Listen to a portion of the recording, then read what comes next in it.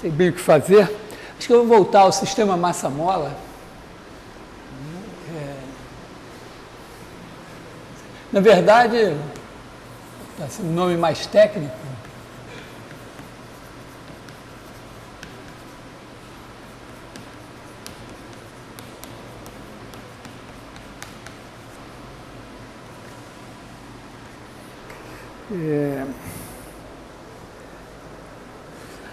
Tentar pensar assim algumas coisas, mas em princípio a gente vai partir assim, a gente tem vamos colocar Z de T, Z, vamos dizer assim, de R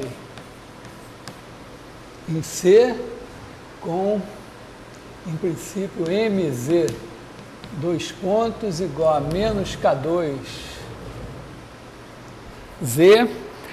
Eventualmente aqui a gente pode ainda colocar, vamos dizer, menos um alfa 2 Z ponto, por exemplo, um termo ainda linear, que corresponderia a você pensar que tem uma força de resistência ao movimento. Quer dizer, quando você se move, você pode ter um atrito, uma resistência do ar, alguma coisa que atua contra a velocidade. Se você está parado, não tem. Essa força daqui existe se você está parado. Você parou aqui, soltou, tem a força. Essa daqui só existe se você está em movimento. Ela vai sempre contra a velocidade. É claro que, bom, vou botar isso aqui, e mais, digamos, um F de T, né, que seria uma força externa. Z é uma função de R em C. Tá? Então, eu estou omitindo o T só para não... Ou, quer dizer, a gente pode pensar numa coisa assim, né?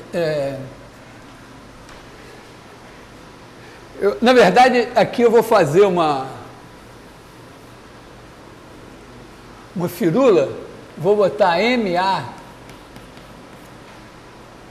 de T, só para poder dividir por M aqui, não ficar com... Né? Mas a força mais... Quer dizer, a gente poderia pensar numa coisa assim, Z dois pontos, mais K2 sobre MZ, mais alfa 2 sobre M. Aliás, devia botar aqui o alfa 2 primeiro, né?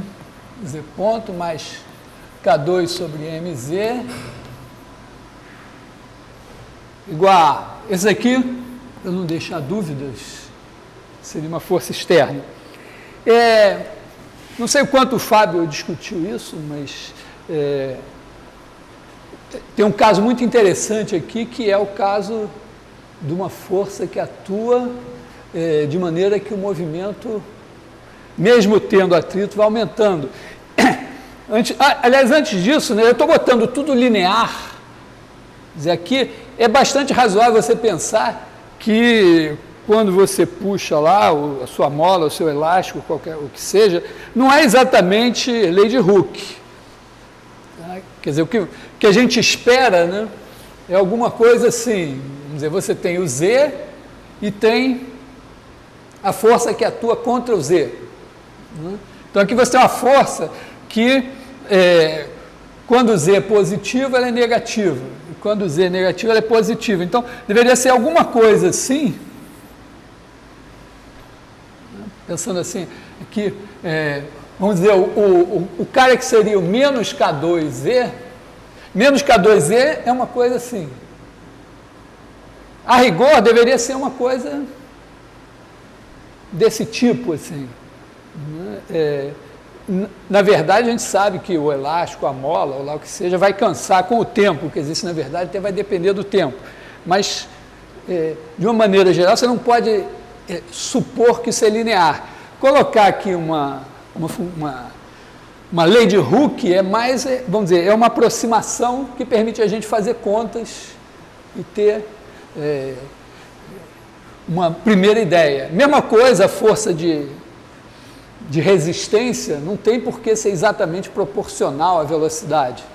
certamente ela é contrária à velocidade, é nula quando você tem velocidade nula e, em princípio, deve aumentar com a velocidade, aumentar a intensidade. Então, isso aqui tem que ser entendido assim, né? É uma aproximação onde a gente pode fazer as contas. Mesmo nesse caso aqui, tem coisas que a gente consegue dizer ainda, coisas interessantes.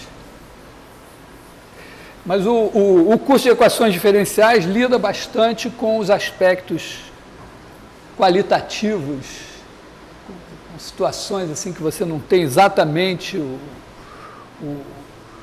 as funções bonitinhas como você gostaria que fosse. Então, eu vou pensar nisso daqui. Em princípio, eu vou deixar isso aqui e vou pensar assim, né? A gente tem uma coisa tipo Z, 2 pontos, mais BZ ponto, mais CZ, né? Esse cara daqui. Não, vou deixar assim. Mais alfa 2 sobre MZ ponto, mais K2 sobre MZ. Vou pensar no caso da equação homogênea.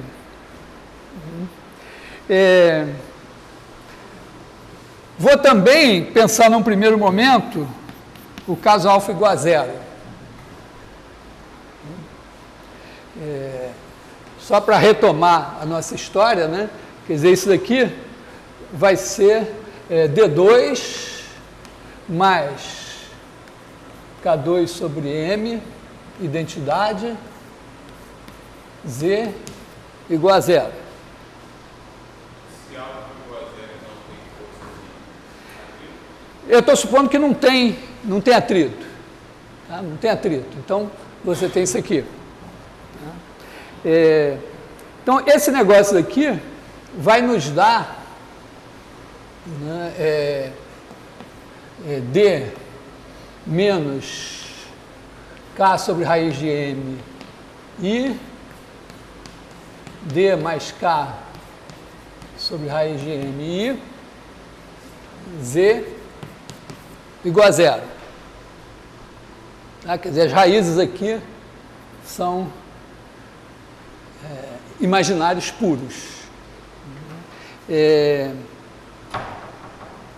Então, a ideia, vamos dizer, você chamar isso daqui de um certo W, digamos, aí você fica com D menos K sobre raiz de M e W igual a zero. Isso é uma equação simples, né? Isso é W ponto menos K sobre raiz de M e W igual a zero, e você simplesmente multiplica isso, né, por E elevado a menos K sobre raiz de M e T. Né, W é uma função de T, né? Vou explicitar isso aqui, W ponto de T, W de T, vai ser constante, você multiplica por isso daqui, e aí você tem, né, esse negócio daqui vira a derivada em relação a T de E elevado a menos K sobre raiz de M e T, W de T igual a zero. Eu já sei exponencial complexa, já sei, né, tá, isso aqui, em princípio até agora, né, eu estou simplesmente pensando que eu estou em R2, eu posso, mesmo que eu imagine uma coisa no espaço, porque eu vi que o campo de força aqui é central, então eu estou em R2, eu posso supor isso. Eu não estudei esse caso daqui, vou ter que ver se esse caso aqui também funciona, né? Mas, em princípio, eu estou em R2, eu pensei R2 é C, e eu posso explorar o fato de que os complexos têm uma multiplicação, e que eu tenho uma exponencial complexa, eu posso fazer isso aqui, né? Então, isso aqui vai dar uma constante, né? Eu tenho Isso aqui, no frigir dos ovos, é uma curva. Né? Para cada t eu tenho um número complexo. Então, tem duas coordenadas. A derivada é zero, significa que a derivada da primeira coordenada é zero, sempre. Então, a primeira coordenada é constante. A derivada da segunda coordenada é zero sempre. A segunda coordenada é constante. Então, isso daqui é uma constante. Tá? Então, eu escrevo aqui W... aliás, é elevado a menos K sobre raiz de M I T W igual a uma constante, e aí eu tenho simplesmente W igual a uma constante é elevado a K sobre raiz de M I T. E agora eu jogo esse W aqui. E aí eu retomo, né, isso daqui é a derivada. Aliás, desculpa. Bom, isso daqui, W, aliás, Z, é igual a C elevado a K sobre raiz de M I T. Hã? Isso aqui era... Não, isso aqui era o W, né? D menos isso, em W dava zero. Mas o W era isso. Então, eu achei o W, substituo aqui. Tá? Aí eu vou fazer o mesmo truque em que eu vou multiplicar por isso. Quer dizer, aqui eu vou ter isso daqui vezes Z igual, não mais a zero, mas C é elevado a K sobre raiz de M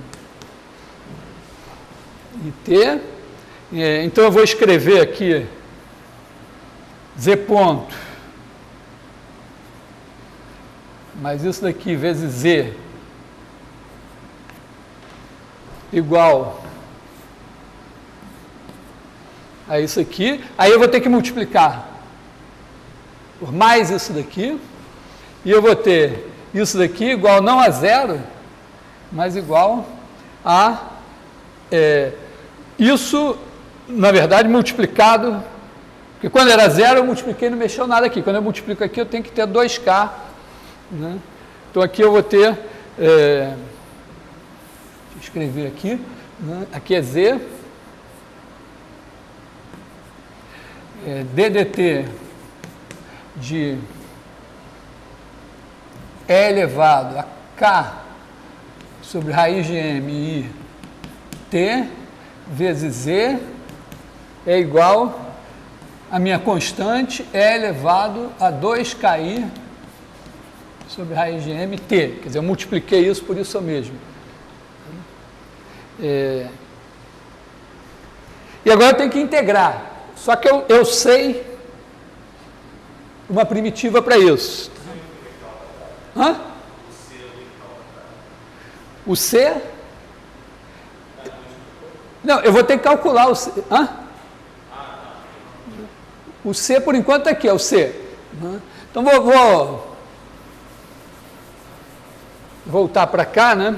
Quer dizer, eu tenho que E elevado a K sobre raiz de M e T vezes Z é igual a C.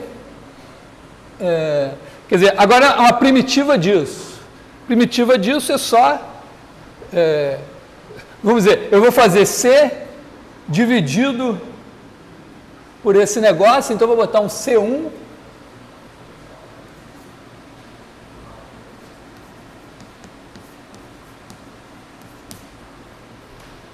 tá? O que é o C1? O C1 é esse C dividido por isso. Tá? Quando eu derivar, esse cara cai aqui, corta com dividido. Mas, como eu não sabia quem era o C, eu posso me beneficiar, né? Tenho isso daqui e mais uma constante, C2. Tá? Porque nas duas coordenadas, né, eu tenho uma primitiva dessa aí, mas eu tenho mais uma constante. Então, isso aqui é uma constante C2, é um número complexo.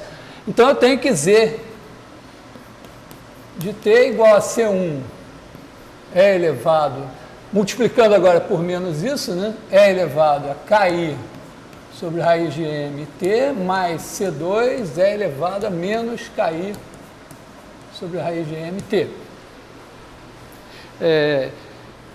Fazer o caso particular obscurece o fato de que aqui vai dar sempre C1 vezes E elevado a R1t mais C2 E elevado a R2t. Quando você tem duas raízes distintas.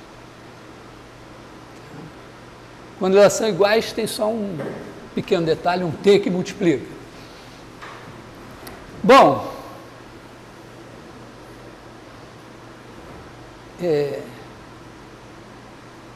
tá aí, é a nossa solução, né?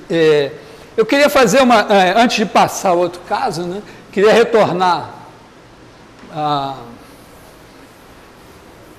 uma visão do negócio, que é o seguinte, né?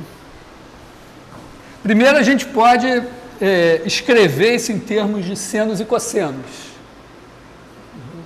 usando que isso daqui vou chamar esse número daqui de alguma coisa, né?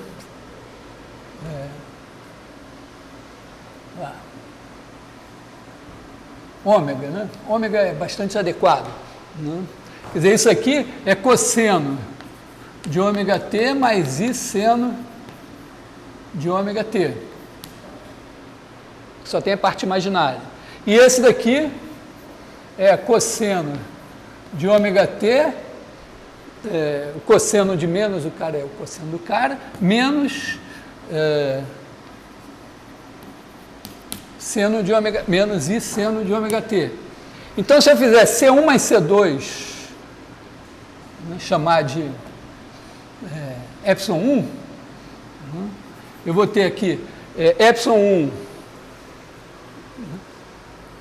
tá certo? Ó, eu tenho C1, C2, então eu tenho ε1 cosseno de ômega t, aqui eu tenho I vezes C1 menos C2, então eu chamo isso de ε2 seno de ômega t.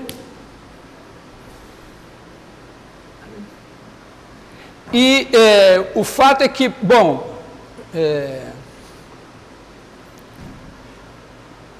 para cada C1 e C2 aqui, eu tenho um ε1 e um ε2. E isso tem inversa. Se eu der o ε1 e ε2, eu recupero C1 e C2 arbitrariamente. É um sistema 2x2 que é possível e determinado. Nos complexos. O exemplo do oscilador harmônico tem uma coisa legal assim, que você usa os números complexos, fica tão bom usar os números complexos, né? O negócio em R2 é físico e tal. Então, vira isso daqui. É claro que você pode interpretar isso da seguinte maneira, né? Você tem aqui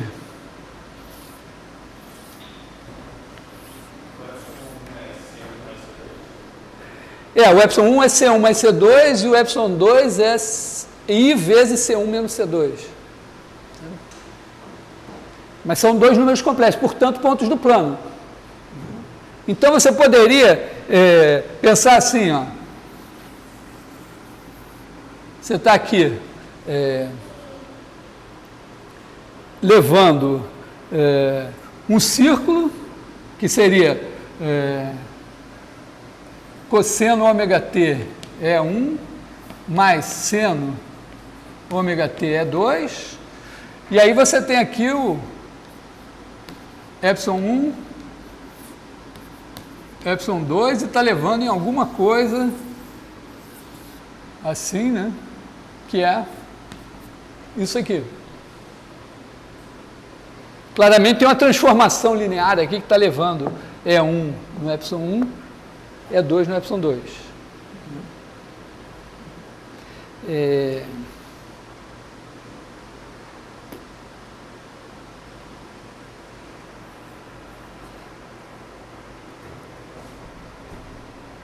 Eu digo que isso aqui é uma elipse.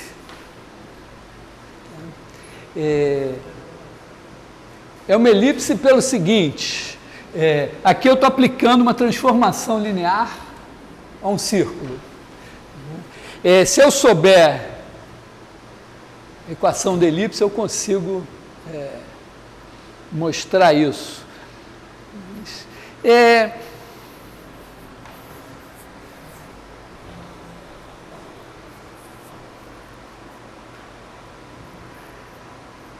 Vou dar uma... Vocês lembram que teve um negócio chamado decomposição em valores singulares?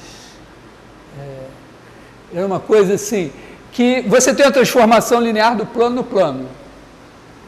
Então aqui tem a base canônica, tem a correspondente. Se eu mudar a base, eu posso ir andando assim, mudando a base, e tem uma hora, mantendo a base ortonormal aqui, tem uma hora que a imagem dela fica ortogonal aqui. Quer dizer, eu sei o seguinte, vou lembrar isso aqui. Bom, vou apagar isso. Retomo lá. Eu estou dizendo o seguinte, né, que eu tenho a transformação A de R2 em R2, cuja matriz é dada por ε1 e ε2, a matriz na base canônica é ε1, vamos dizer, esse cara daqui é ε11 mais I, ε21, esse daqui é ε12 mais I, ε22, então essa matriz aqui, né, ε1, ε21, ε12, ε22, me transforma esse círculo nessa curva aqui.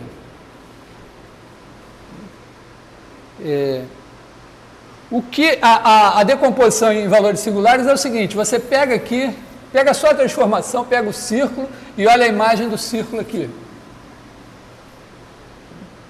Então, quando você está aqui com E1, E2, você tem aqui alguma coisa assim, ε1, ε2. Aí, vamos girando essa base aqui, olhando o que acontece com a imagem dela. Tá? Então, aqui você tem digamos, V1 de T, V2 de T, vamos dizer, de θ. Na verdade, isso daqui é cosseno θ, seno θ, e esse daqui é menos seno θ, cosseno θ. Θ é esse ângulo aqui. Aí, quando você vai girando isso, quando você chega aqui assim, né?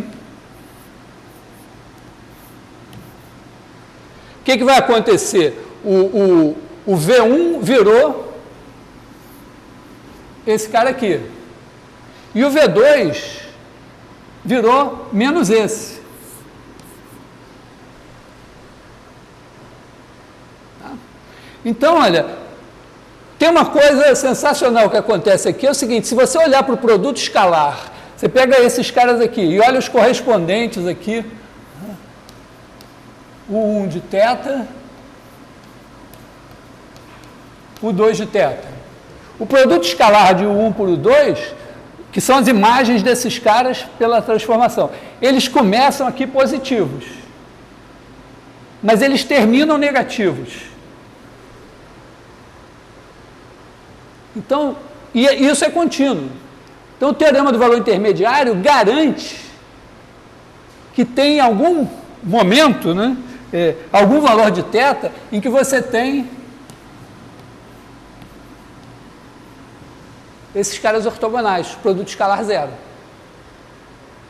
E isso é inevitável, porque se começasse zero já estava pronto. Se começasse negativo, ia terminar positivo.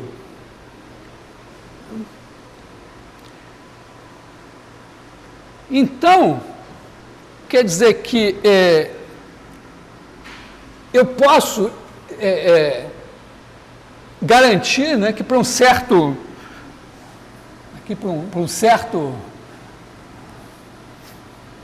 ângulo aqui, eu tenho uma base ortonormal aqui elevada numa base ortogonal. Então, esse cara daqui, quer dizer, eu posso dizer que eu tenho aqui V1, né, ortogonal que são perpendiculares, e ortonormal que são perpendiculares e unitários, são normalizados. Já expliquei que a gente tem que ter um jargão para ninguém entender o que a gente está falando. Né? Então, A de V1 vai ser um certo sigma 1, o 1, e A de V2 igual a um certo sigma 2, o 2. Eu posso pegar esse sigma 1 e sigma 2 positivos. Tá certo? Porque eu pego o cara aqui e divido pela norma. Quer dizer, aqui, esse aqui vai ser na verdade, o 1, e esse aqui vai ser o 2. Eu posso até me dar o luxo de dizer que sigma 1 é maior que sigma 2, que é maior que 0.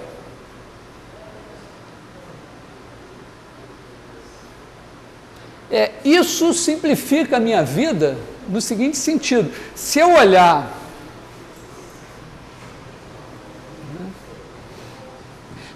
para... Eu posso até reescrever esquecendo o meu movimento aqui, né? Eu posso reescrever esse negócio aqui em termos de cosseno e seno, cosseno θ vezes esse, mais seno θ vezes esse, e eu vou ficar com cosseno θ vezes esse, mais seno θ vezes esse.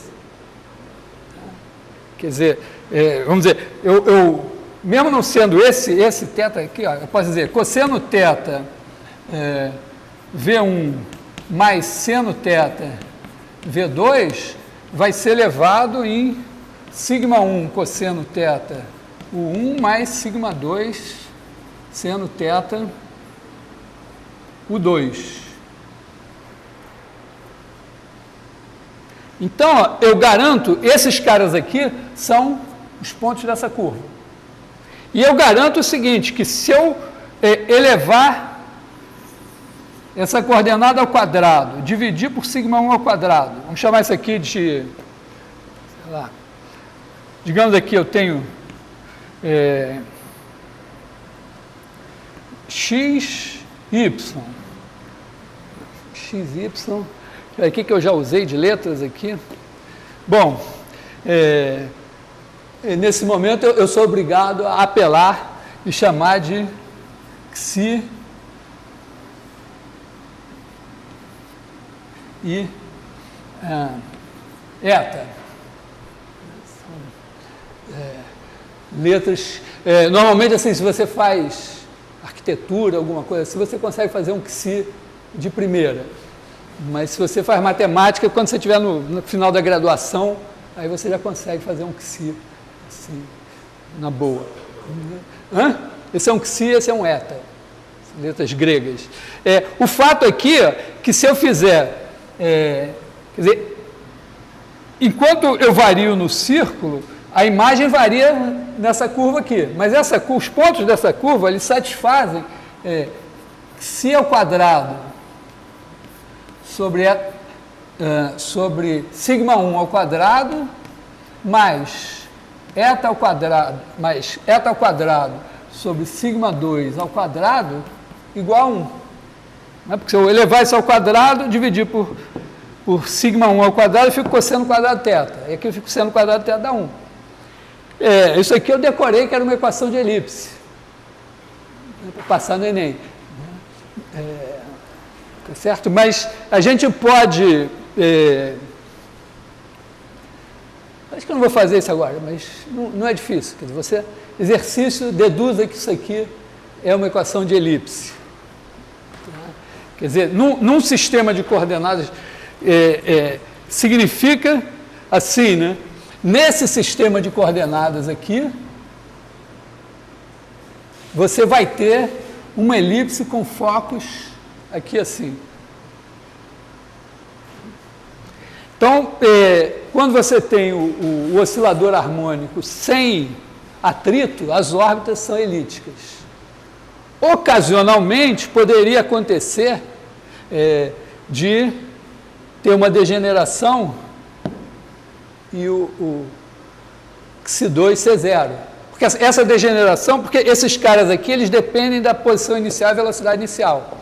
Fisicamente, não precisa fazer as contas, né? Fisicamente você puxou o negócio. Então você está aqui assim, a força está puxando aqui. Se você der um peteleco na mesma direção da força, você vai oscilar sobre uma reta. Tá? E aí, esse negócio aqui vai degenerar no movimento oscilatório. Senão, ele tem essa característica de elipse. Outra observação que não é nada complicada. Né? O que você espera? Né? Você está lá na sua elipse. Aí você acrescenta uma força contrária à velocidade. Então, provavelmente você vai espiralar, né? O espiralamento corresponde à mudança do padrão dessas raízes aqui, que passa a ter uma parte real. Quer dizer, aqui elas são imaginárias. Vamos pensar no caso...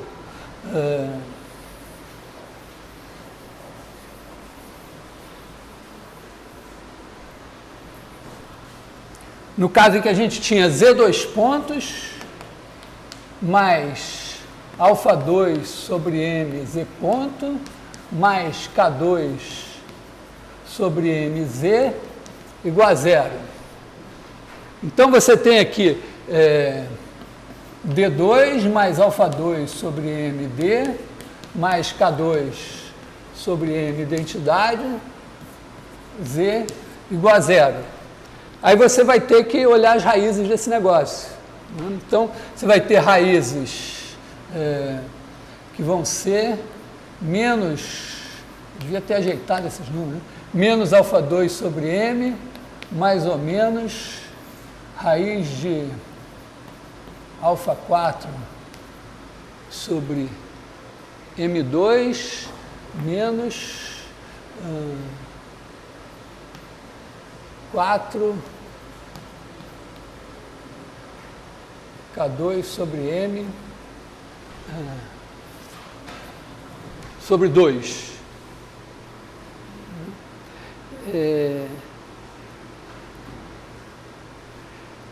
O interessante aqui é que você pode ter raízes reais. Né? Hã? Bom, por que não? É assim, ó. Você não sabe deduzir a fórmula de Bhaskara? Hã? Não, se você sabe, você está moralmente autorizado. Não é que você seja proibido de usar uma fórmula que você não sabe deduzir, mas é uma fórmula que você sabe deduzir, poxa.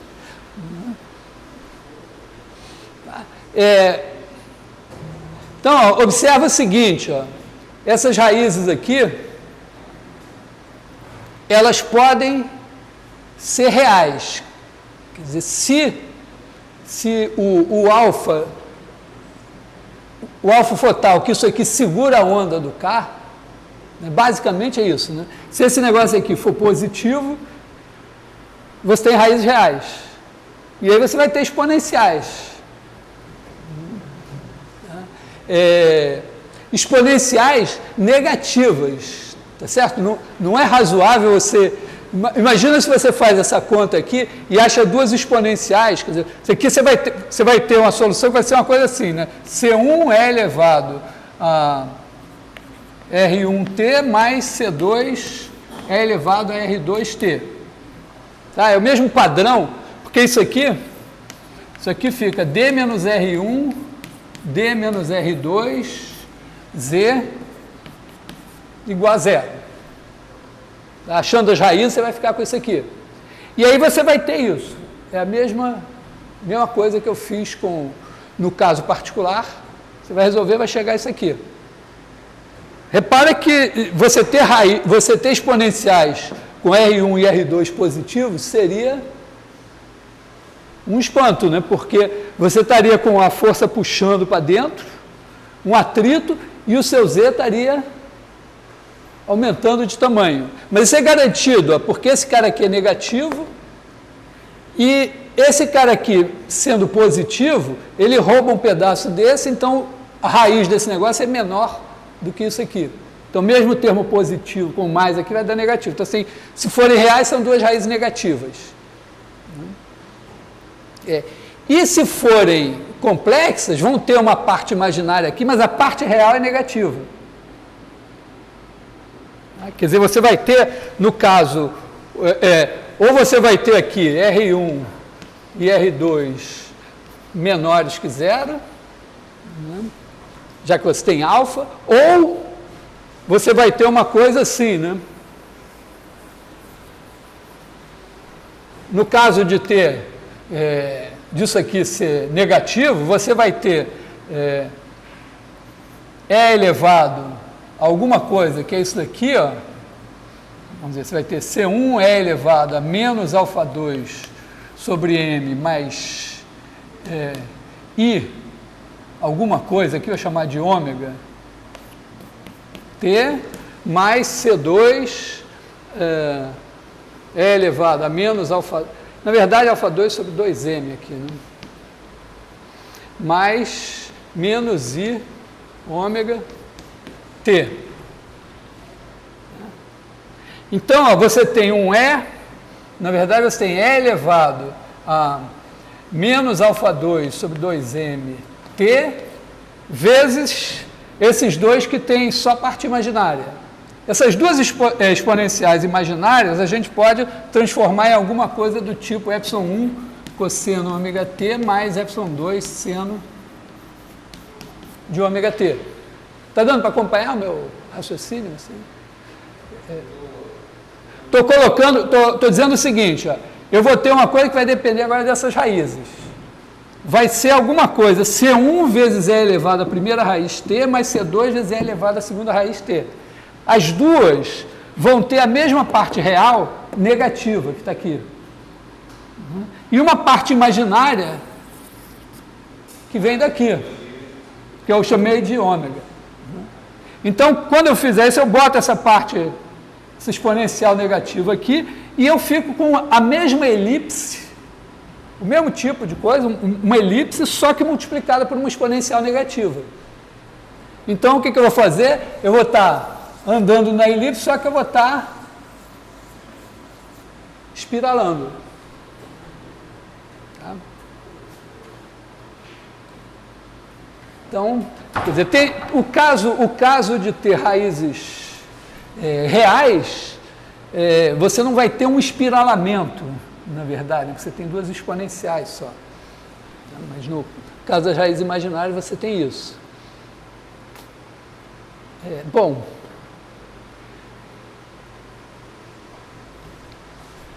então, o que mais eu posso dizer sobre o assunto?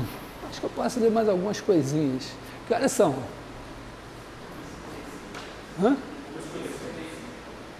2h45? 1h45? Bom, então se eu não me enrolar, eu vou dizer muita coisa. Porque não sei quanto eu vou dizer, mas vamos voltar aqui. Vocês já sabem derivar? Sabem gradiente?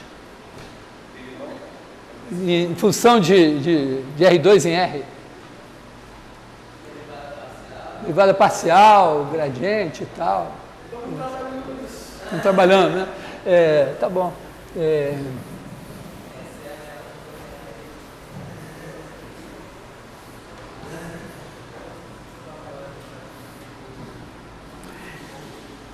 Porque o nosso oscilador harmônico, ele tem... A gente está numa situação assim, né? Você tem aqui uma origem e tem um campo de força central. Então, você tem órbitas elípticas, se não tiver, né, oscilador harmônico,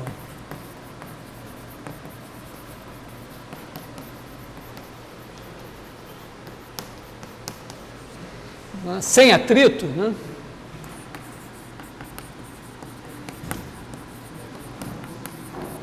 a gente tem preservação de áreas.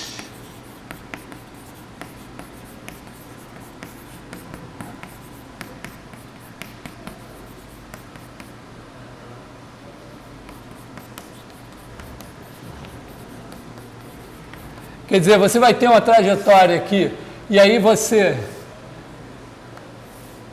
varre áreas iguais em tempos iguais. A gente já viu que isso é consequência só do campo ser central, né? E tem órbitas elípticas.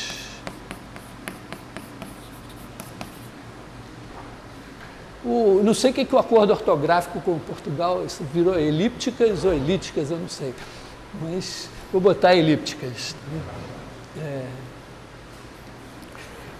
Faltou pouco, né, para ser só que aqui o nosso oscilador harmônico tem órbitas elípticas, mas com a origem no centro. Enquanto que no caso do movimento planetário, você vai ter órbitas elípticas, mas você vai botar o centro para onde apontam as forças num dos focos.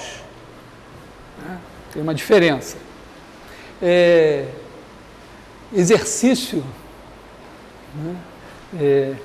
Exercício interessantíssimo é o seguinte: pega no plano complexo uma elipse com centro na origem. Aí transforma ela pela seguinte função, que leva z em z ao quadrado. Tá?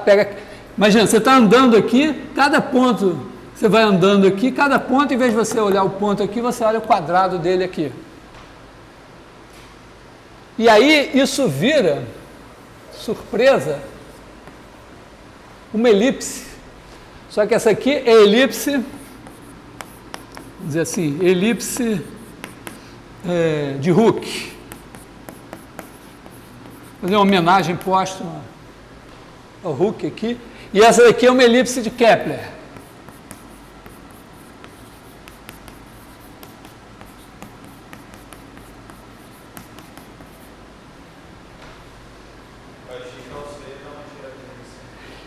Quer dizer, esses caras aqui, né, o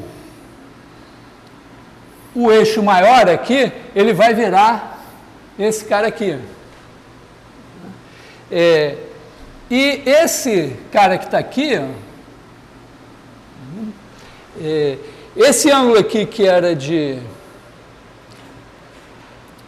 Vamos dizer, esse ângulo aqui foi multiplicado por 2 e esse aqui multiplicado por 2. Então, esse cara aqui vai parar aqui. Até porque o menor tem que ir no menor. Porque, claro, quando você dá uma volta aqui, você dá 2 voltas aqui. Mas fora isso, essa transformação faz esse negócio.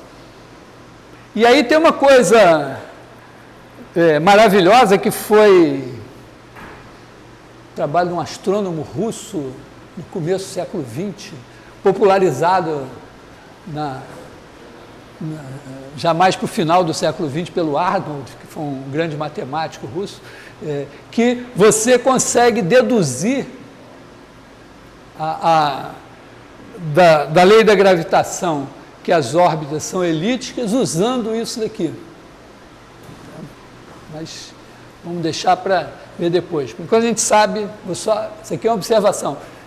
Esse exercício faz parte vamos dizer, o ponto de partida da ideia. Tem uma transformação aqui que faz isso. Bom, tem uma coisa que tem aqui no oscilador harmônico que a gente pode calcular na marra, mas que é uma coisa muito importante em física, que é a conservação de energia. Eu ouvi falar de conservação de energia? Energia cinética, mais potencial. Eu nunca consegui entender bem o que é energia, mas eu li no livro do Feynman que energia, tá bom, você não sabe o que é, mas você mede e se conserva. Então, Vou fazer uma... Quer dizer, terceira coisa aqui é conservação da energia.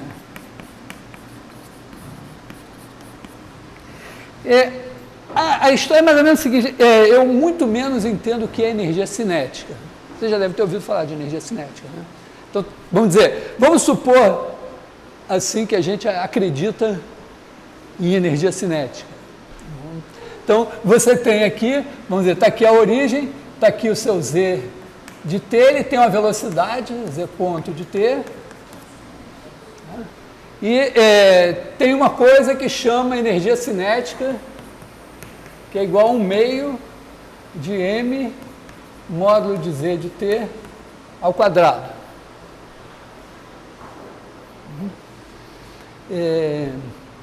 Lembrando que a nossa equação é Z dois pontos mais K2 sobre M Z igual a zero. É energia cinética, 1/2 da massa vezes o quadrado da velocidade.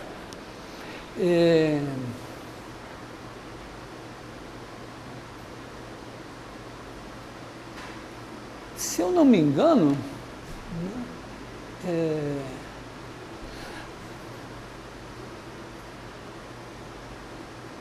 mas olha só, eu vou fazer uma mágica aqui, que não tão mágica assim, né? Mas se eu multiplicar isso por Z ponto, eu vou ter Z ponto, Z dois pontos. Eu vou escrever assim.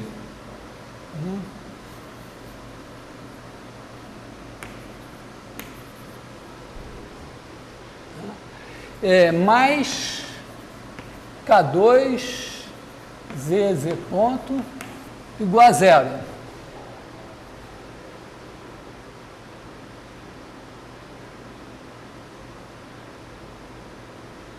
Quando eu olho para cá,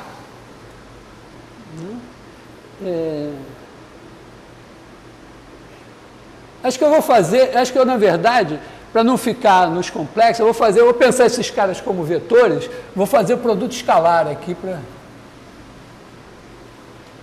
ficar mais bonitinho. Porque o produto escalar eu sei que isso é derivada de alguma coisa, isso é derivada de alguma coisa. Né? Quer dizer, aqui, ó, esse negócio aqui é derivada de 1/2 de M Z ponto.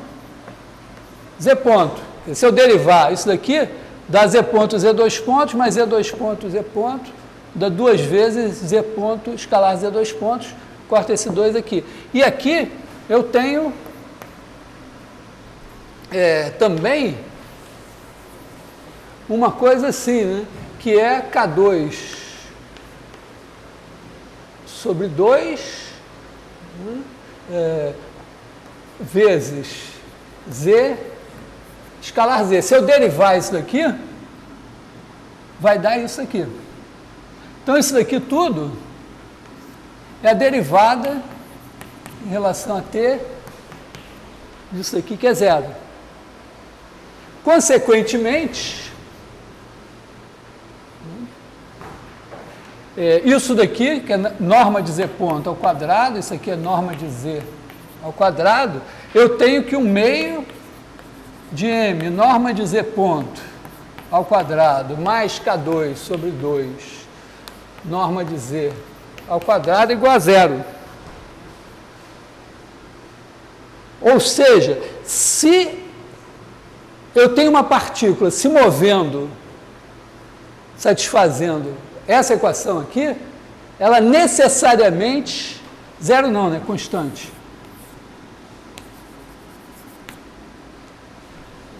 Chamar, ela necessariamente satisfaz essa igualdade daqui. E como, vamos dizer, ciência também é poesia, é arte, né, e tal.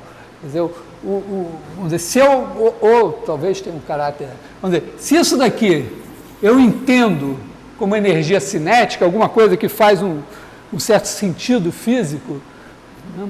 É claro que do ponto de vista assim, da construção do pensamento, não é muito claro. Você sabe, né, que é diferente, né, levar uma porrada a 10 km por hora de um giz, pedaço de giz, ou de um ônibus. Quer dizer, a massa vezes a velocidade tem alguma coisa a ver, é a quantidade de movimento, mas a massa vezes o quadrado da velocidade talvez seja menos evidente imaginar, mas recomendo fortemente fazer um curso de física e pode ser que seu professor de física fique se escondendo atrás do cálculo. Você vai lá e ele me explica o que é essa coisa de energia cinética, o que isso significa fisicamente. Mas, vamos dizer, imagina você pensa assim, não, isso aqui é uma energia cinética, tá? Tem uma unidade de energia e tal. Aí você descobre que você tem uma outra coisa que você pode chamar de energia potencial, que enquanto você estiver lá se movendo, segundo o seu campo de forças ali, essa soma é constante. Como em princípio aqui vamos dizer, a massa é constante, K é constante, né, significa que quando aumenta a energia cinética, você está andando mais depressa, a energia potencial diminui. Quando diminui a velocidade, aumenta a energia potencial.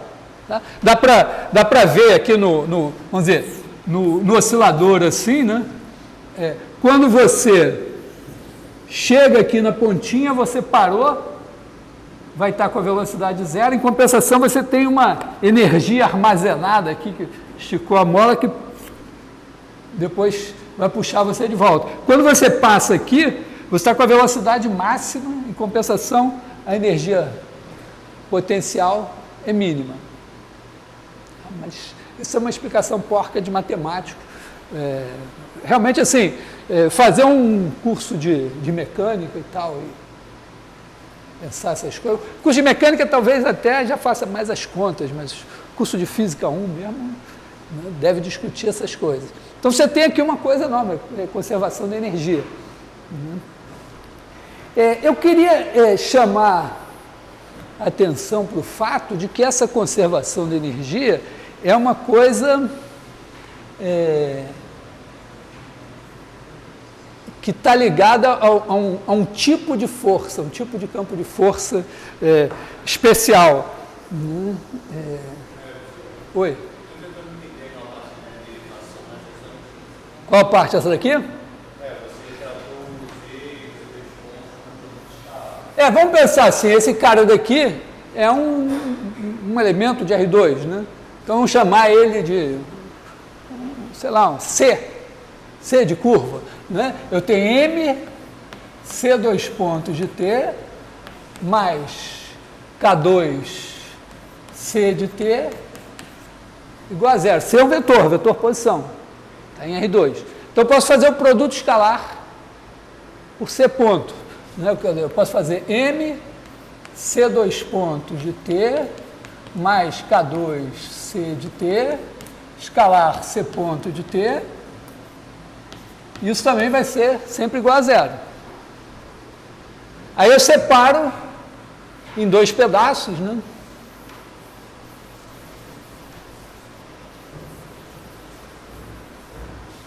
Aqui eu tenho M, C dois pontos de T, C ponto de T, mais K2, C de T, C ponto de T, igual a zero.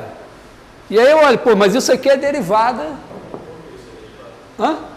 Porque é derivada de um produto, né? Quando eu derivo U de T, escalar U de T, D de T, isso é derivada de um produto. Se deriva como um produto.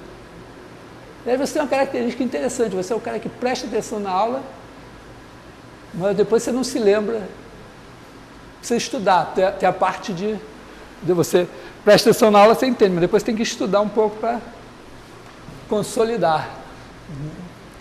Mas tá, aqui é a derivada do produto. Então a derivada do produto vai ser o primeiro vezes a derivada do segundo, mais a derivada do primeiro, vezes o segundo. Então, 2 vezes o de t, o ponto de t. Então, isso está aqui e está aqui. Quer dizer, isso daqui veio de c ponto de t,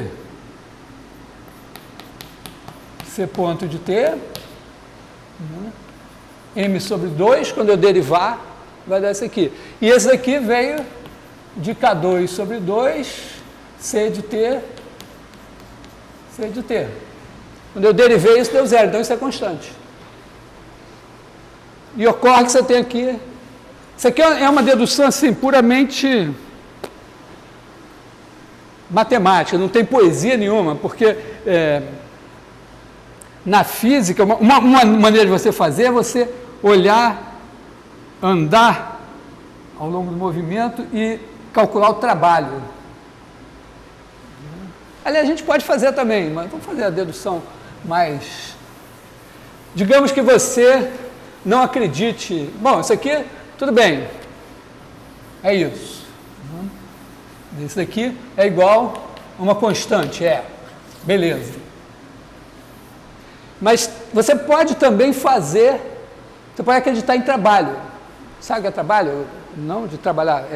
Você pega a componente da força na direção do movimento e integra em relação ao espaço. Quer dizer, você pensa assim, né? Você pega aqui a força, aqui você tem um deslocamento, então aqui você tem um deslocamento ds, aqui você tem um ângulo θ, então você faz F cosseno θ, que é essa projeção aqui, ds, isso aqui é o trabalhozinho. Aí você junta tudo, integra, tá? Mas o ds para nós é também, você pode fazer assim, né? Você pode fazer F, escalar o ds assim. E você pode dizer que o ds é o v dt. Então isso é F, escalar v, dt. Tá legal? Quer dizer, ds, vou botar assim, é igual a dt vezes v. Então, imagina que você está descrevendo aqui uma certa trajetória, e aí você tem, aqui você tem o ponto C de t, e aqui você tem a F, sei lá, no ponto C de t. Aqui você tem o vetor velocidade, C ponto de t. Aqui você está no tempo A, C de A, aqui você está no tempo B, C de B. Então você pode calcular o trabalho realizado por essa força que está atuando ao longo do movimento assim, né? Você faz o produto escalar de F de C de t, o C ponto de t, vezes o dt e integra de t igual a até t igual a b. O que isso foi? Né? Você dividiu em pedacinhos. Em cada pedacinho você fez isso. Somou tudo. Passou o limite, você ganhou essa integral aqui. Então, isso é o trabalho realizado pela força. Tá legal? Tem a ver com a física, assim? Então, a gente pode pegar e olhar ao longo do movimento, vamos dizer, do tempo A até o tempo B, no nosso caso, né? Quer dizer, a gente tem, no nosso caso, a força é isso daqui. Quer dizer, a gente vai fazer a integral de A até B de M, C2 pontos de T, escalar C ponto de T, dt. Bom, isso aqui não depende de como é que é o nosso movimento. Vamos dizer, se a nossa força, a gente está olhando a força resultante, a força total atuando aqui, então essa força é massa vezes aceleração. Então isso aqui está pronto, ó. Isso aqui é a derivada desse bicho daqui. Isso daqui é a integral de A até B, da derivada em relação a t, de 1/2 de m C ponto de t em módulo ao quadrado dt. Né? Quer dizer, já está, vamos dizer, não está nem na marca do pênalti, né? Está na risca do gol, já com meia bola dentro do gol. Para você errar, você tem que entrar lá dentro do gol e chutar para fora. Né? É difícil. Né? Quer dizer, então, não quer dizer que eu não possa errar aqui, mas isso daqui vai dar 1 meio de m c ponto de t ao quadrado AB. É a variação da energia cinética. Acabamos de inventar, né? Mesmo não acreditando, acabamos de inventar a energia cinética. Se nós, vamos dizer, se você não acredita em energia cinética, mas acredita em trabalho, você acaba tendo que acreditar na energia cinética. Mas a gente pode olhar para isso e dizer, mas isso é menos K2C de T. Isso aqui é igual à integral de A até B de menos K2C de T, C ponto de T, dt, que é igual à integral de A até B de menos K2 sobre 2, a derivada em relação a t, de menos K2 sobre 2, C de t ao quadrado dt. Pelo mesmo motivo, né, que se eu derivar esse negócio daqui, dá C de t, C ponto de t vezes 2. Então, é isso daqui. Então, isso é igual a menos K2 sobre 2 C de t ao quadrado de A até B.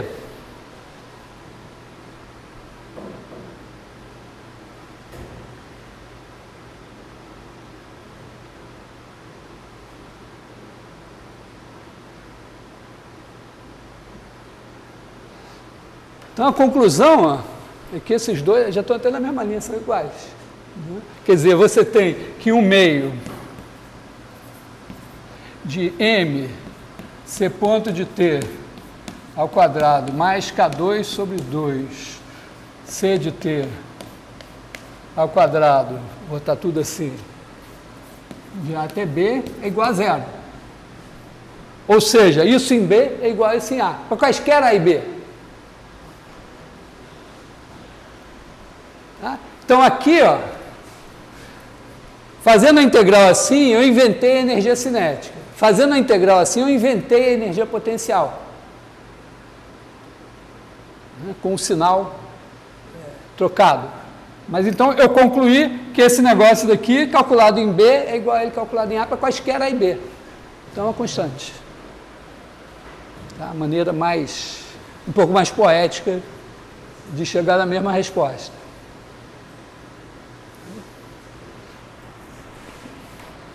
Então, tem uma conservação de energia aí. O interessante é o seguinte, é que pensando um pouco mais, você se dá conta que o que é importante é o seguinte, ó, vou fazer aqui uma... Estou apagando, tem dúvidas, perguntas? Ou não deu nem tempo? Veja o vídeo de novo, velocidade 2. Outro dia alguém estava... falando, não, porque os caras assistem o vídeo velocidade 2, eu não consigo assistir o vídeo velocidade 2, não consigo ver nada. Eu olho a minha aula, é tão devagar, né? Porque na aula você fala devagar para as pessoas poderem entender que quando eu vou assistir, eu tenho que assistir em velocidade 2, senão fica além do insuportável. 1,5 assim da...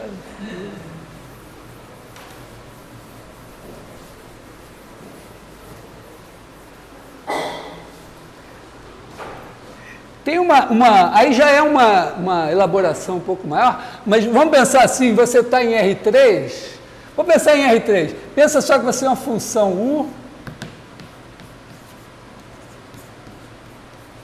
de R3 em R, que a cada x1, x2, x3, associa U de x1, x2, x3. Aí você tem um gradiente de U. E o gradiente de U, né? O gradiente de U,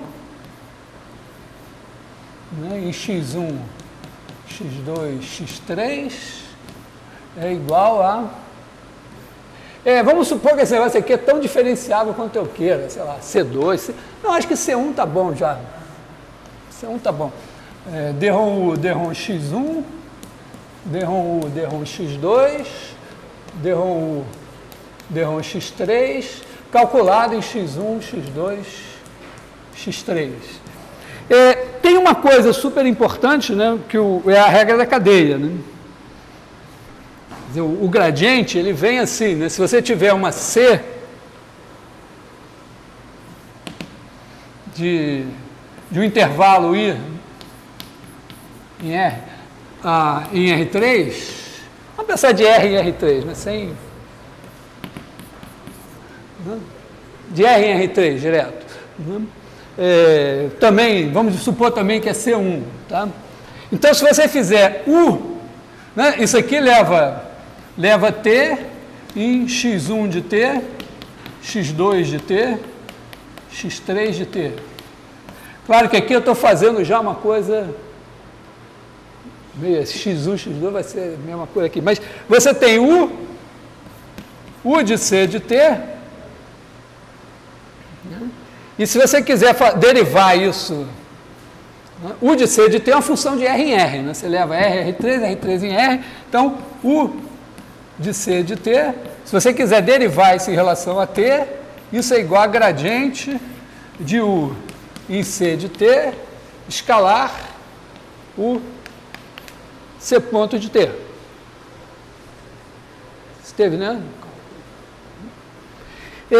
Então, imagina que você tem essa coisa aí, vou apagar isso aqui, e você tem uma situação assim, ó, que você está aqui no espaço, tem a origem, e aí você tem essa U e você tem o gradiente. E bota aqui menos gradiente, quer dizer, aqui você tem um ponto X, menos gradiente de U em X.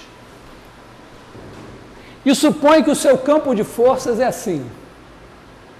Tá? Suponha o seguinte, que você está se movendo, né, de maneira que a massa vezes a aceleração é igual a menos o gradiente de U em C de T. Tá legal? Quer dizer, você está aqui andando assim, aí você está aqui, a força, né, esse é o C de T, e esse aqui é menos gradiente de U em C de T. Essa é a sua força. Tá? Quer dizer, no princípio, é normal você pensar isso, né? Que você está se movendo e tem um campo de forças agindo, né? Em cada ponto você tem lá a força correspondente àquele ponto, e o seu movimento se dá segundo uma função aqui. Mas supõe que o seu campo de força seja dado assim, menos gradiente de alguém. Então,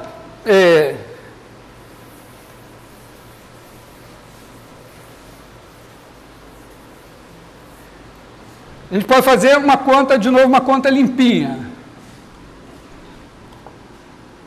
O que é a conta limpinha? Você faz MC dois pontos mais gradiente de U em C igual a zero. Agora faz o produto escalar por C ponto. MC dois pontos, escalar C ponto, vou botar assim, mais gradiente de U em C, escalar C ponto, igual a zero. Isso aqui é derivada de alguém. Né? Quer dizer, se eu pegar 1/2 de M, C ponto de T ao quadrado, a derivada disso é isso. E aqui, se eu pegar U de C de T e derivar, a derivada é isso daqui. Né? Derivada de U em C é gradiente de U escalar C ponto.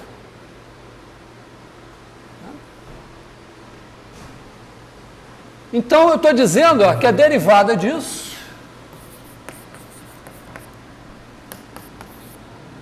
é igual a zero.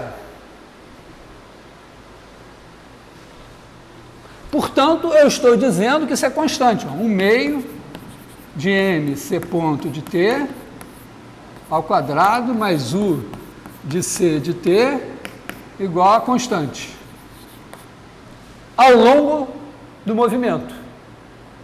Ou seja, a energia cinética mais uma coisa que eu vou chamar de energia potencial dá uma constante.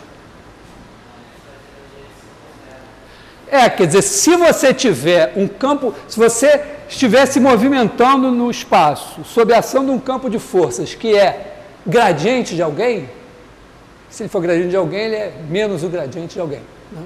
Menos o gradiente de alguém. Então, você tem como definir, né, o alguém de quem o seu campo é gradiente, ou algum deles diferem de uma constante, né?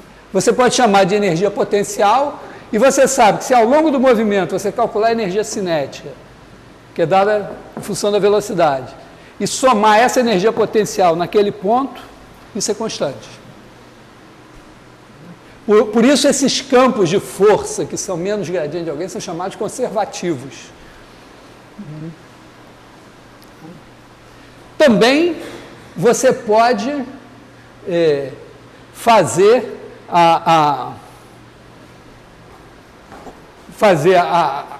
o trabalho, né? Quer dizer, fazer a mesma conta. Você pega aqui e diz, vou fazer daqui no tempo A, aqui no tempo B, você vai fazer a integral de A até B, de MC dois pontos de T, escalar C ponto de T, dt. Isso aqui é o trabalho.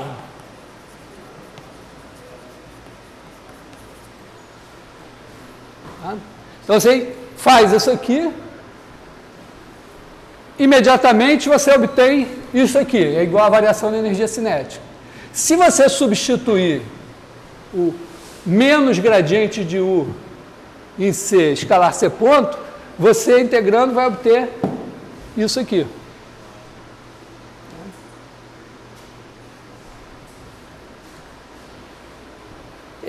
Aliás, eu que não acredito nem em trabalho, nem em energia, sou um ateu convicto, eu acredito assim, imagina que eu tenho esse cara daqui, e eu quero recuperar o U.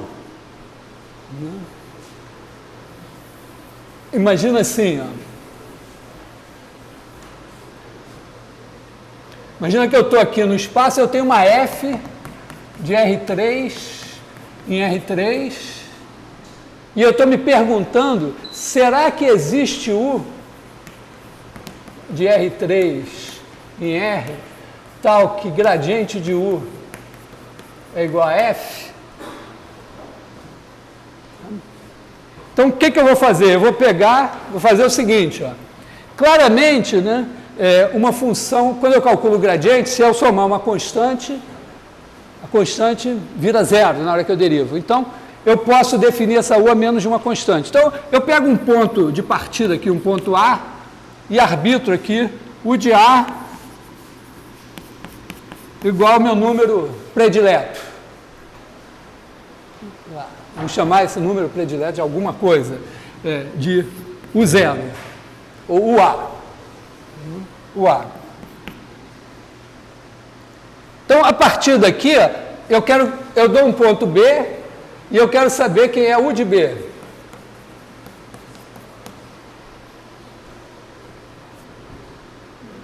Como é que eu vou calcular U de B? Eu posso fazer a seguinte coisa, eu dou uma curva, eu crio uma curva C que começa em A e termina em B. Então, aqui o A vai ser C de A, esse aqui vai ser C de B. Estou criando aqui uma C de AB em R3.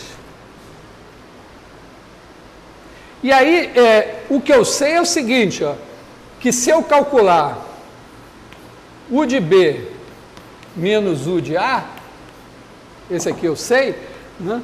Isso é igual a U de C de B menos U de C de A. Aí eu sei, teoria fundamental do cálculo, isso aqui é uma função calculada em B menos a função calculada em A. Então isso aqui é igual a integral de A até B da derivada em relação a T de U de C de T.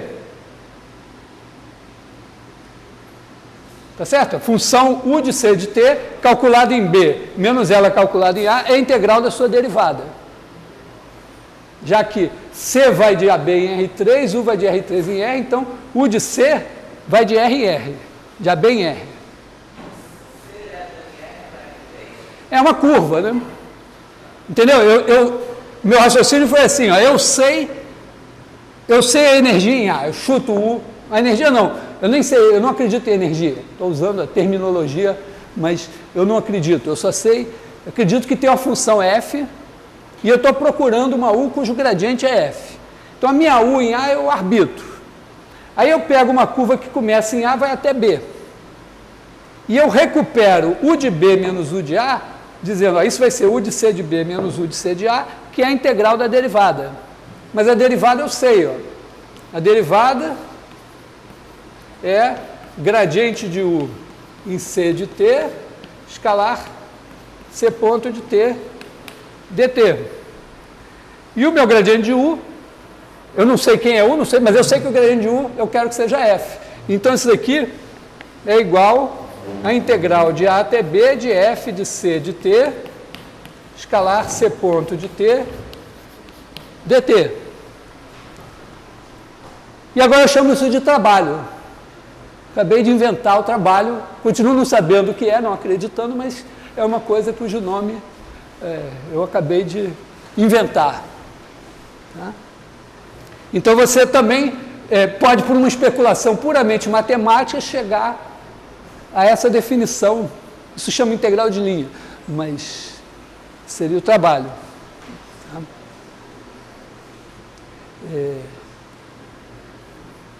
Então, o nosso caso do massa-mola é simplesmente, a gente tem MC dois pontos de T é igual a K2, menos K2 C de T. Isso aqui é a minha força, né? Isso aqui é F de C de T, que eu supostamente é menos o gradiente de U de C de T. Então eu estou procurando aqui, ó, esse negócio daqui é o seguinte, é uma função U em que menos o gradiente de U em x é igual a menos K2x. Então quer dizer que o gradiente de U de x é igual a K2x. Qual é a função cujo gradiente é x? X é x1, x2, x3. Então a derivada em relação a x1 tem que ser x1, em relação a x2, x2, em relação a x3, x3. Eu chutaria, né? Chutaria x1 ao quadrado mais x2 ao quadrado mais x3 ao quadrado, um meio disso. O gradiente disso é isso. Então a minha U é um meio de K norma de x ao quadrado, como a gente já tinha visto antes, mas é um caso particular dessa situação geral aqui.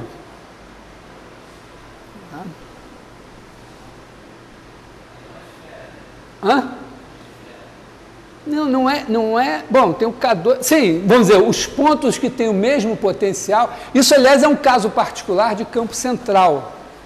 Quer dizer, é um campo.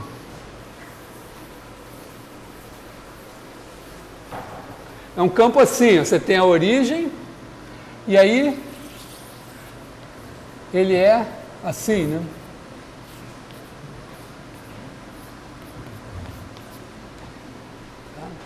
Quer dizer, ele é potencial e é central.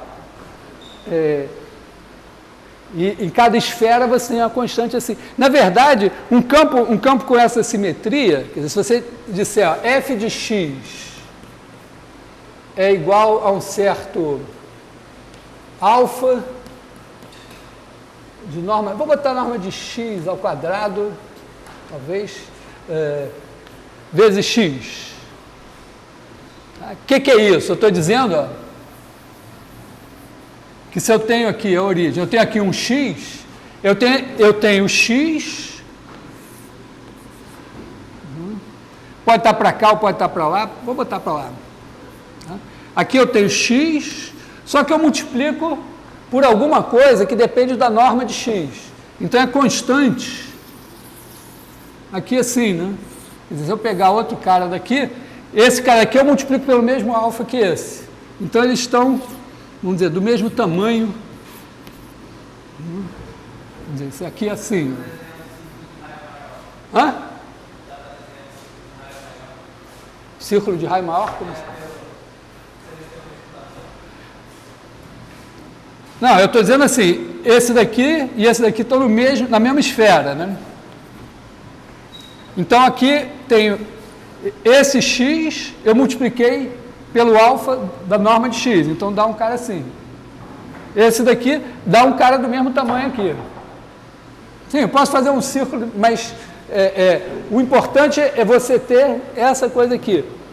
E aí dá para demonstrar que todo campo assim, e é um exercício de cálculo 1 e 2, mostrar que todo campo que tem essa propriedade aqui com alfa contínua vamos dizer, é gradiente de alguma coisa. Então, quando você tem um campo central, assim, com uma simetria desse tipo, ele sempre é gradiente de alguma coisa. Então, vamos dizer, no caso do massa-mola, você tem um campo central, no caso da gravitação, não sei se vocês já viram, quer dizer, o campo da gravitação pensa assim, né? Pensa um Sol na origem, planeta aqui, então a força é assim, né? É menos G, esse aqui tem massa M, esse aqui tem massa Mzinho, menos GMM, aí o quadrado da distância, vamos dizer, aqui é o ponto X, norma de X ao quadrado, vezes o unitário da distância, que é 1 sobre norma de X, X. Então, isso aqui é menos G, Mzão, Mzinho, norma de X ao cubo, X. Isso aqui é o campo gravitacional. A rigor, como isso aqui é uma constante, os matemáticos botam 1 sobre norma de X ao cubo vezes X. Né? Esse campo tem exatamente essa propriedade, né? Só que ele aponta para cá, mas ele depende, ele é um número, né, que depende da norma de x. Eu botei esse ao quadrado aqui só para ficar derivável, mas não é relevante. Tá? Ele não está definido em zero, então não tem problema. Né? Aqui, isso aqui depende da norma de x vezes x. Então, esse aí você calcula, isso daqui o cara de onde ele vem é GMM sobre norma de x. Quando você faz o gradiente disso, você tem isso. Então, o potencial é menos isso aqui.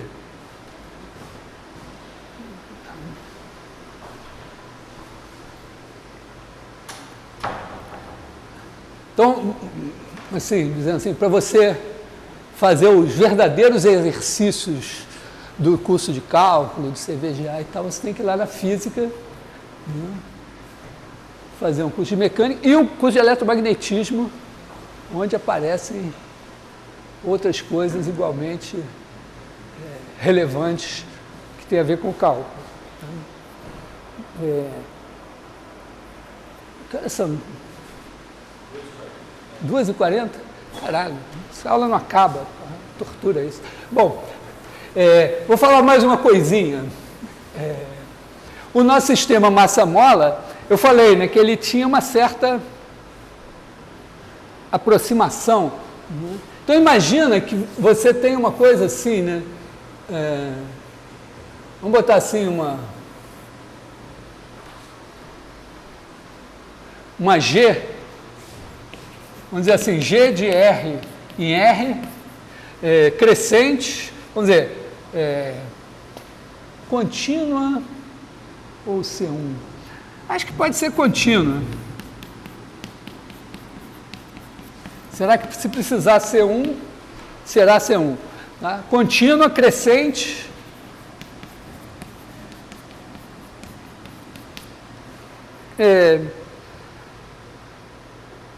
G de 0 igual a 0. Talvez a gente devesse botar G de menos X igual a menos G de X. Não sei. Basta isso assim, né? E aí é razoável você pensar numa coisa do tipo M, vou botar X 2 pontos, igual a menos G de X. Quer dizer, aqui, ó, você puxou a sua mola até aqui e você tem uma força que é negativa para cá. Puxar para cá. Então, você pode pensar numa coisa assim. Né? O que é que nós podemos dizer daqui? Talvez a conservação de energia, hein? Vamos fazer o seguinte também, né? Esse aqui é o X, G de X. Talvez a gente pudesse botar também, na velocidade, né, uma força contrária à velocidade. Uma força contrária à velocidade, assim, que fosse alguma coisa assim também, né? Alfa, ou H, X ponto, H de X ponto. Tá? Com as mesmas características. Se você tivesse uma coisa assim, menos H de X ponto. Entendendo? Eu estou substituindo a lei de Hooke por uma coisa mais geral, né, que conserva as características físicas do negócio, mas não exige, né, essa coisa assim, que o seu material tenha essa elasticidade tão certinha que você puxa até o ponto X, tem uma força, você puxa até 2x, tem 2 vezes a força, você puxa até o infinito, não arrebenta. Esse daqui até, você poderia até colocar uma coisa assim que ele, tem hora que dali não passa, ou arrebenta, mas vamos deixar só assim. Vou fazer com uma variável só. A gente pode fazer o seguinte, né? Mx 2 pontos, mais G de X, igual a menos H de X ponto. Vamos multiplicar por X ponto aqui agora, sem produto escalar, só para ficar mais rápido, mais fácil, né? M, X 2 pontos, X ponto, mais G de X, X ponto, igual a menos H de X ponto, X ponto. Opa, aqui já tem a derivada de 1/2 de mx ponto quadrado. Essa energia cinética já está aqui. Esse G, como é contínuo, eu posso dizer que ele é derivada de alguém. Né? G contínuo, então G igual a G'. Então aqui eu posso dizer que isso aqui é G' de x, x ponto, portanto é a derivada de G de x. E isso aqui é a derivada da energia cinética mais a potencial. Se não tivesse o H, né, se não tivesse a força de resistência, estaria aqui isso igual a 0. E, portanto, eu teria uma conservação de energia, onde a energia potencial seria primitiva dessa G. Então, vamos dizer, tem alguma coisa que continua boa. Provavelmente, se a gente fizer no R3 ou no R2, botando essa G apontando para o centro, a gente vai manter, aí tem a questão de garantir a existência da primitiva, mas a lei das áreas a gente vai manter. Bom, mas, olha só, quando x ponto é positivo, h é positivo. Quando x ponto é negativo, h é negativo. Então, esse cara daqui é sempre positivo, isso aqui é negativo. Então, isso aqui é menor que zero. Ou seja, o que eu estou dizendo? Na presença do atrito, a energia total está diminuindo. Então, tem alguma coisa aqui que continua funcionando.